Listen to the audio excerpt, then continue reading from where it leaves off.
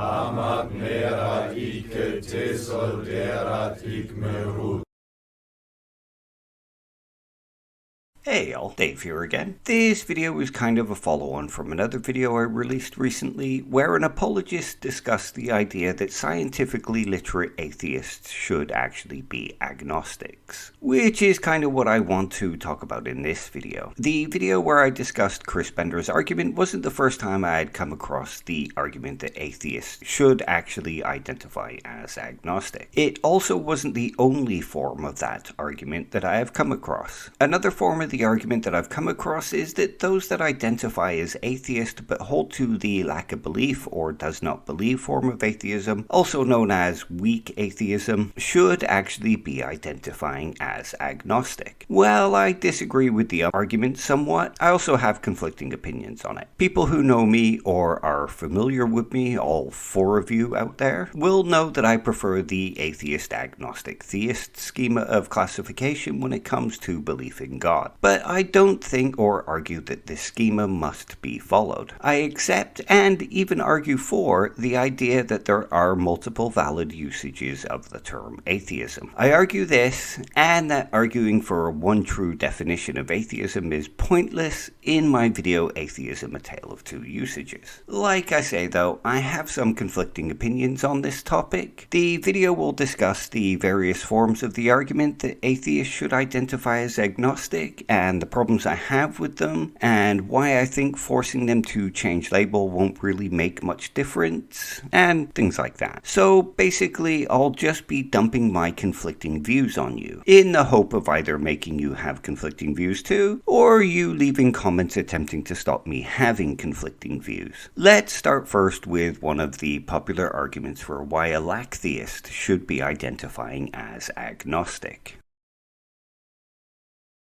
I get that using the term Lacktheism here probably offends some people, but I don't use it to cause offense here. There are people that clearly use it to cause offense, but most people I know that use the term don't use it to cause offense. They use it because it's a simple way to distinguish a particular group of atheists, those that hold to the lack of belief in God's definition. I use it here because a phrase that we'll often hear is Lacktheists are just agnostics, and this is the phrase that I'm looking at in this section. As with any other term, when it comes to describing our attitudes towards the claim that God exists, the term agnostic too has multiple definitions. The term agnosticism was originally coined by T.H. Huxley in 1869. He coined the term so as to introduce an ism that represented his own views when it came to the existence of God. Huxley's view was that we do not have sufficient reason to either believe nor disbelieve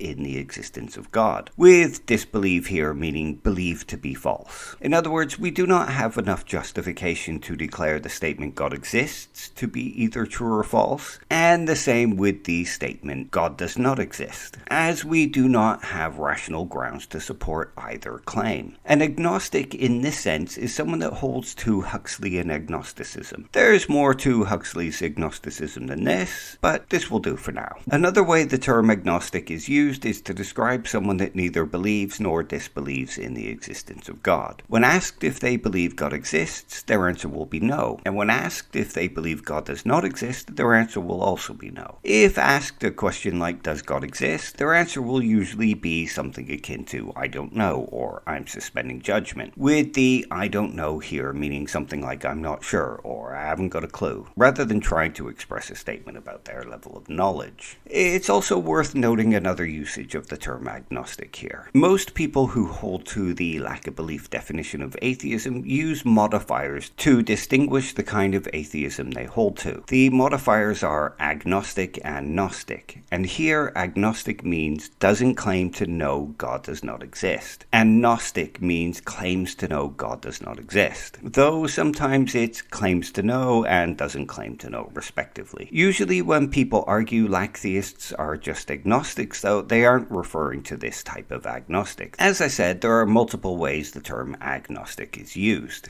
The two most popular ways it is used are the previous two that I just mentioned. They are the ones that conform to the traditional theist, agnostic, atheist schema, with the theist being someone that believes God exists, an atheist being someone that believes God does not exist, and an agnostic being someone who neither believes that God exists or believes that God does not exist. There are some distinctions between the strong or Huxleyan agnostic and the weak agnostic. In both cases, though, they do not confirm or deny the existence of God. Lack of belief atheism is a pretty straightforward one and pretty self-explanatory. Atheism here is simply defined as lacking belief in gods, though you'll find some varying that slightly with something like God or gods. Some will define it as without theism or without belief in gods, and it can also be expressed in the sense of weak atheism, which is not believing God exists. However it's expressed, it still boils down to the idea that atheism in this form is simply not holding the belief that any gods exist, with an atheist being in the state of atheism, or to put it more simply, an atheist being a person that does not hold the belief that God exists. Atheism in this form is not believing that God does not exist, though it doesn't exclude an atheist from also believing that. So now that we have a basic understanding of what an agnostic is and the definition of atheism in question, let's compare the two. The first thing that is apparent here is that in both cases neither the atheist or the agnostic believes that God exists. This holds true for all forms of agnostic. When it comes to responding to the question, does God exist, the agnostic might respond in different ways depending on what kind of agnostic they are. The Huxleyan agnostic will respond that we should not believe either way until presented with enough evidence, usually scientific evidence, to give us reason to believe either way. The weak agnostic will respond that they are unsure if God exists, and that they are not swayed by the arguments for or against the existence of God. Some strong agnostics may respond with the idea that God's existence or non-existence is simply not knowable. In the case of the weak atheists, they will respond to the question, does God exist, with the answer, I don't believe God exists, or I lack belief in gods. So here we see that both agnostics and weak atheists do not hold a belief that God exists. There is certainly a similarity between agnostics and weak atheists, or lack of belief atheists here. This is also a trait that strong atheists share with weak atheists and agnostics too, though. What is strong atheism, or a strong atheist? Strong atheism is the term used to describe the belief that God does not exist, or the proposition God does not exist. In philosophy, this is generally just described as atheism. For now, though, we'll just continue to separate weak from strong atheism using those very terms. This means that a strong atheist is someone that holds to strong atheism. Or to put it another way, a strong atheist is someone that believes that God does not exist, or affirms the proposition God does not exist. We can distinguish a weak atheist or lack of belief atheist from a strong atheist using this standard. A weak atheist does not affirm the proposition God does not exist. This is also a way that we can distinguish all forms of agnostic from the strong atheist, as an agnostic does not affirm or believe the proposition God does not exist either. Looking at this, it would seem that agnostic and weak atheism are identical. The weak atheist and the agnostic do not believe God exists, and the weak atheist and the agnostic do not believe God does not exist. So it seems there is something here to make the argument that weak atheists, or lack of belief atheists, and agnostics are identical, meaning that there is an argument that weak atheists or lack of belief atheists are just agnostics. I'd argue, though, that this is being a little bit too hasty, because even though they might hold similar beliefs, or similar non-beliefs if we want to get technical, this misses out on some nuances that could be seen as important. Let's take a look at some of those differences next. The first and most obvious difference between the weak atheist and the agnostic is simply how they choose to identify. The choice of identification shows us another difference between the weak atheist and the agnostic, though. The weak atheist chooses to emphasize their non-belief in God or gods. For the weak atheist, the most important part of their non-belief is the rejection of the concept of God, or the concept of gods. The weak atheist may also reject the God does not exist part, but but this is not the part that they see as relevant to describing their position. It is a preference for how they want to be seen by others, whereas the agnostic prefers to be seen in a different way. They prefer to be seen for not affirming either position or for withholding judgment. There is no simple answer here for why they prefer to be seen in those ways. The weak atheist may not want to be seen as withholding judgment because their position is slightly stronger than that. Their position may emphasize their disdain for religion, or emphasize their belief that religion is superstition, or any number of things. It may be something as simple as the agnostic not wanting to be associated with atheism for whatever reason they don't want to be associated with atheism. There are a multitude of reasons that the atheist does not see themselves as agnostic, and the agnostic does not see themselves as atheist. And it may also come down to definition choice. What do we mean by that? The funny thing about words is that there is no such thing as a true definition except in particular contexts. There's no doubt that everybody has heard the phrase, "that word is made up," at least once in their life, and possibly even used that phrase. The thing about words, though, is that they are all made up. The meaning of words isn't a fact in the same way that E equals MC squared is a fact. It isn't a fact in the same way that water is H2O is a fact, or in the same way that DNA is a fact.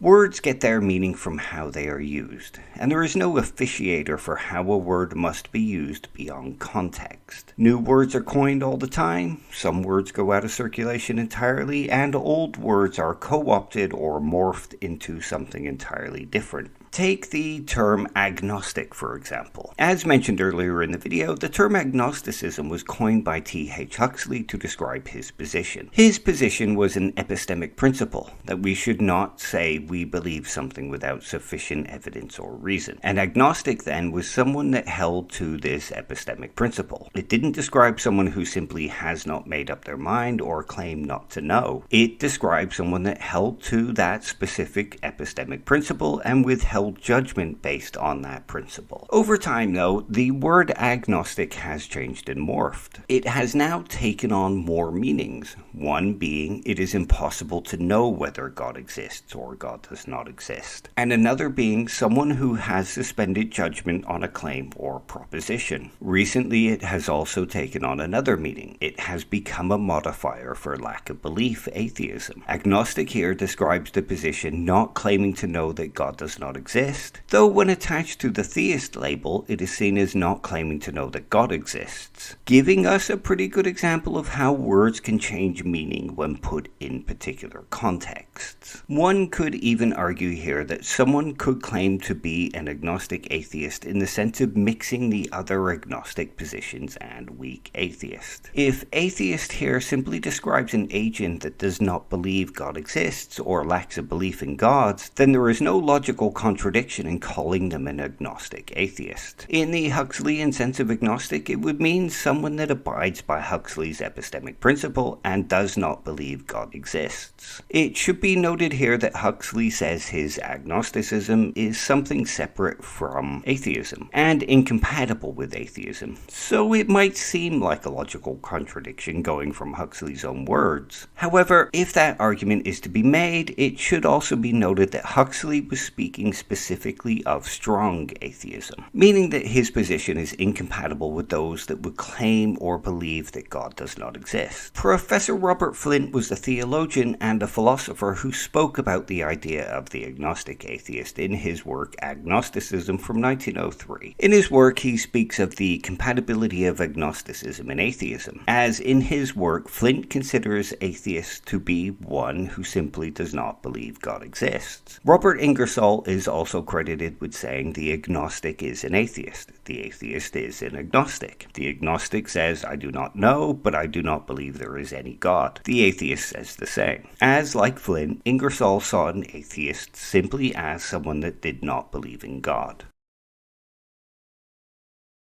The word atheism today is a polysemous word, as noted by the Stanford Encyclopedia of Philosophy. Same with the word atheist. A polysemous word is simply a word that has multiple meanings. However, as we can see from Huxley using the term atheist one way, and Flint and Ingersoll, along with someone like Baron de Holbach using the term atheist another way, the word has had a long history of polysemy. It is a word that has long had a shifting and changing use. Joe did an excellent breakdown of that history in an article titled Evolution of Atheism. For those interested in looking further into it, you'll find a link to the article in the description. If we were to say that historically atheism meant the belief that God does not exist, we would be right. If we were to say that historically atheism meant not believing in God, we would also be right. As we see, historically the word has had multiple uses, and the same is true of the word atheist. So, now that we've seen that agnostic, atheist, and atheism have all had multiple meanings throughout history and even today, let's get back to the question at heart.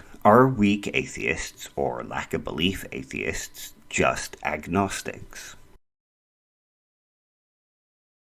As was mentioned previously, the agnostic and the weak atheist most certainly do match in the sense that neither the weak atheist or the agnostic believes God exists, and neither the weak atheist or the agnostic believe that God does not exist. If we go simply by these belief states, we certainly do have a match. We saw that the weak atheist differs from the strong atheist because of the belief state God does not exist, and the weak atheist does not believe that, and the strong atheist does. Same with the agnostic. They too do not believe that God does not exist. So it should be simple to say that yes, weak atheists are just agnostics. The belief states match, so therefore they match. However, let's throw in another position here. Let's throw in the idea of the innocent. The innocent is a term that philosopher Graham Oppy uses to describe those who have never been introduced to the proposition God exists. They are unaware of the concept of God. And this term is also used by many others in the philosophy of religion, as well as those who are just interested in the philosophy of religion. One simple example of the innocent is a baby. The reason I want to introduce the innocent here is that the innocent too does not believe God exists, and does not believe God does not exist. Yet we also would not consider them agnostic, though unfortunately there are many in the lack-of-belief atheism camp that would claim babies for their own, something I'll talk about in a bit. The category of innocent shows that we in the philosophical camp recognize that, to some degree, it is not just belief states that count when categorizing someone as an atheist or an agnostic. There is more nuance to it than that. We in the philosophical atheist camp are also aware of the fact that the meanings of words comes from usage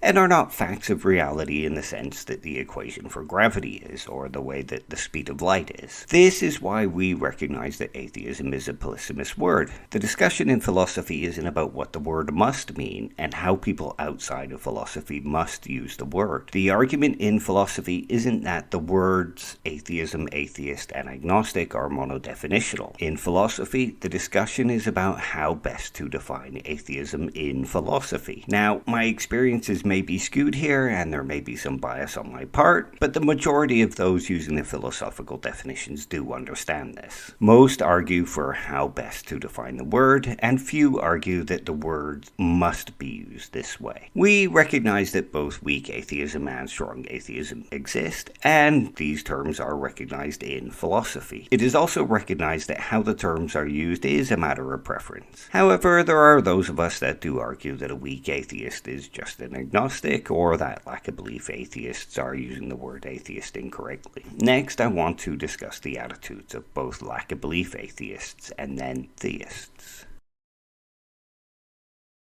Anyone familiar with any of my videos on the definition of atheism will know that I generally take the same attitude that I have done in this one. The words atheism and atheist are words with multiple valid usages. I don't hide the fact that I think it would be best defined as the belief that God does not exist, but I do not argue that this is the only way the term must be used. My argument is not that anyone is using the word incorrectly. At the end of my video, Atheism: A Tale of Two Usages, I even discussed that I think it is a pointless endeavor to argue over what the one true definition of atheism is, and an argument that cannot be won. It is an argument that flies in the face of reality and how language works. It's also an argument that flies in the face of good skepticism. This holds true for all camps in the must be defined as fight, of course. Like I mentioned though, it is something that I see mostly coming from the lack of belief atheist camp. Though, like I also said, this could be bias on my part, as I also see many lack of belief atheists arguing that it is the philosophy camp trying to force the philosophical definition on the lack of belief atheists. But I'm not here to argue that one side is guilty or one side is guiltier. Let's just accept that there are those on either side doing it, and let's just agree that those on either side should stop. With that said, what I want to discuss here is the attitude of many lack of belief atheists. Consider the topic of this video: people arguing that weak atheists or lack of belief atheists should be defining themselves as agnostic and not atheist. When given this argument, many lack of belief atheists will, quite rightly, take umbrage to it, declaring that they are not agnostic, they are atheists, or they are agnostic atheists. Some will pull out the agnostic is a modifier, not a stance card, or agnostic deals with knowledge card, to defend their position that they are not simply an agnostic. Whatever they argue, though, isn't important. What is important is that they take offense with being told how to define themselves. Yet, we also find those very same people arguing that others are atheist whether they like it or not. Further to this, many of those same people will argue that in discussion we should ask what someone means by a word and then go with that definition. Again though, when it comes to people defining atheism as a belief God does not exist, those very same people will tell others that they are using the word incorrectly and that it only means a lack of belief in gods. The same is true with the argument that people don't get to tell others how to define a word or tell others how to identify. But as with the other arguments, we also find them not applying this to themselves and arguing that others must identify as atheist. It is as if these arguments are not actually understood or applied by those making them. They are simply reeled out as counters for anyone telling them how to identify or how to define a word. However, the arguments only apply to those arguing against them, not to themselves. This is a textbook example of special pleading. All the arguments that can be made for why the weak atheist or lack of belief atheist does not have to identify according to the philosophical usage or does not have to identify as agnostic also apply to others. The same arguments apply to why the agnostic does not have to identify as an atheist or weak atheist, and why they don't have to use the same definitions as those promoting lack of belief atheism. The problem is exacerbated by some of the more popular names in the atheist sphere who promote the idea that there is a singular and correct definition of atheism. Rather than going through all that again though, I'll just point anyone who is interested to my video Atheism: A Tale of Two Usages if they want to look further into it. As shown earlier, there certainly is a nuanced distinction between the weak atheist or lack of belief atheist and the agnostic. And this nuance should be remembered when arguing that the agnostic is just an atheist, or is an atheist whether they like it or not. Activism is blinding those who do not see this. It is the same in the case that we will mention next, the theist who argues that weak atheists should identify as agnostics. In my response video to Know the Word, Live the Words video titled Are Scientifically Literate Atheists Extinct?, we touched on the subject of this video. In his video, Chris Bender argues that atheists should instead be agnostics. All of the previous arguments that were just made for why people are free to use whichever definitions they prefer hold here too, just as all the arguments for why nobody can force someone to adopt a definition hold here. The argument for the nuance in the difference between the weak atheist or lack of belief atheist also holds here, which is kind of what I want to focus on a little bit. When a theist argues that weak atheists or lack of belief atheists should identify as an agnostic, they are generally using the philosophical definitions. They see the weak atheist as someone who, like the agnostic, does not affirm the position that God does not exist, meaning that they see the weak atheist as taking a softer stance on the existence of God than the strong atheist. There is some element that makes me think think that if they can get the weak atheist or lack-of-belief atheist to change the way they identify themselves, it will also make them more open to the idea of God. Almost as if they believe that it is the identity of atheist that is stopping them from accepting or being open to the concept of God. For the sake of argument, let's just accept that all weak atheists will suddenly change the way they identify to agnostics.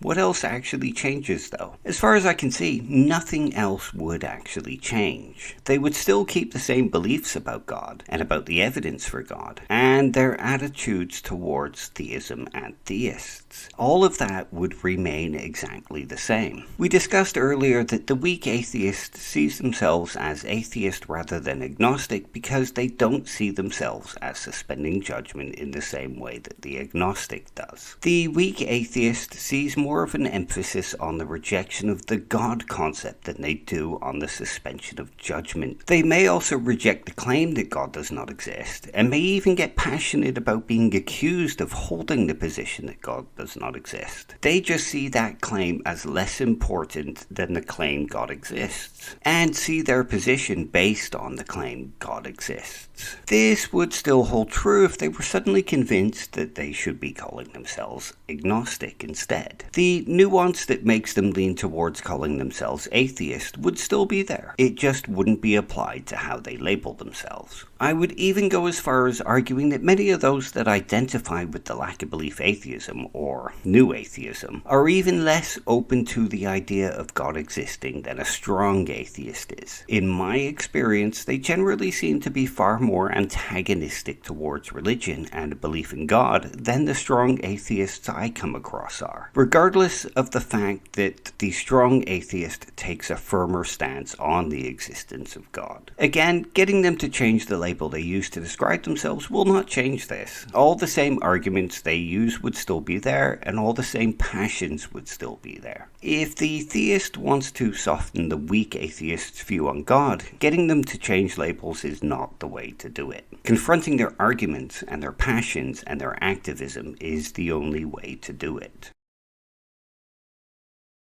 As with any of my videos and arguments, there is so much more that I could say, but I've covered the basics of what I wanted to say, so let's wrap this up and sum everything up. I argued that there is a subtle but distinct difference between the weak atheist or lack-of-belief atheist and the agnostic, a nuance that is missed if we simply look at their belief or non-belief states. An agnostic and a weak atheist may both not believe God exists and not believe God does not exist, but their attitudes towards the claim that God exists are slightly different. The weak or lack-of-belief atheist places far more emphasis on their rejection of the claim that God exists than the agnostic generally does. Some of this nuance and where the emphasis is placed can be seen in Flu's 1972 paper, The Presumption of Atheism. We often argue that the positions of atheism, theism, and agnosticism should be based on our attitudes towards the proposition God exists. Weak atheism, or lack-of-belief atheism, is somewhat based on the attitude of the agent towards the claim God exists, though. While they may hold similar belief states to the agnostic, there is a nuanced difference between the attitudes that both camps hold towards the claim that God exists. One camp places far more emphasis, and possibly even pride, on the rejection of the claim that God exists. They base their identity far more on not believing the claim God exists than the agnostic does. The agnostic lays equal emphasis on their non-belief in both God exists and God does not exist. Based on this, it would be wrong to say that the agnostic and the weak or lack-of-belief atheist are identical. Another thing that we looked at was the idea of innocence. An innocent is an agent that holds the same belief state as the agnostic, believing neither God exists or God does not exist, but for very different reasons. They are considered innocent because they have no attitude towards either proposition and have never heard those propositions, showing us that we do make allowances for attitudes towards both claims when it comes to identifying a position. We just seem to lose this allowance when it comes to weak or lack-of-belief atheism. Yet we clearly see a difference in the attitude between an agnostic and a weak or lack-of-belief atheist.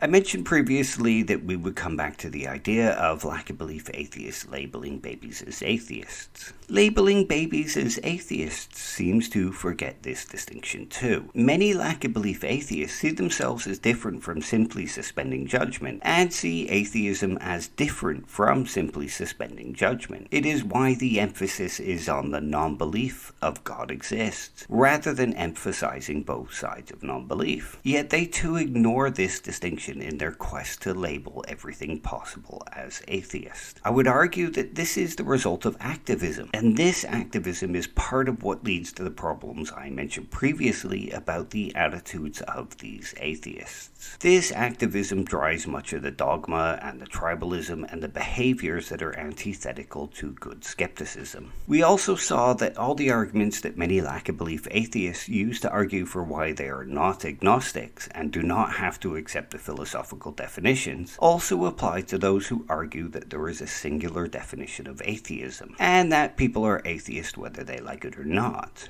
Again, it's my opinion that activism drives this hypocrisy and this dogma and this tribalism and these behaviors that are antithetical to good skepticism. It would be much better to lose the ability to claim all the babies and all of the agnostics and atheists as atheists in order to gain better critical thinking and better skepticism. Finally, we saw that the agenda that some theists have to get all lack-of-belief atheists to identify as agnostics will do no real good and not actually change anything. All of the same attitudes would remain, and all of the same arguments would remain, and they would remain just as hostile to the claim God exists as they were before changing labels. If these theists want to change these atheists to be more open to the idea that God exists, then they'll have to take a much more direct route. I'd also like to remind anyone watching that I still think atheism would be best identified as the belief that God does not exist, especially within philosophy. Though I do understand that in the common sphere, there certainly does seem to be a need for a distinction between different kinds of atheism. Just as I think there needs to be a distinction for different kinds of theists and different kinds of agnostics.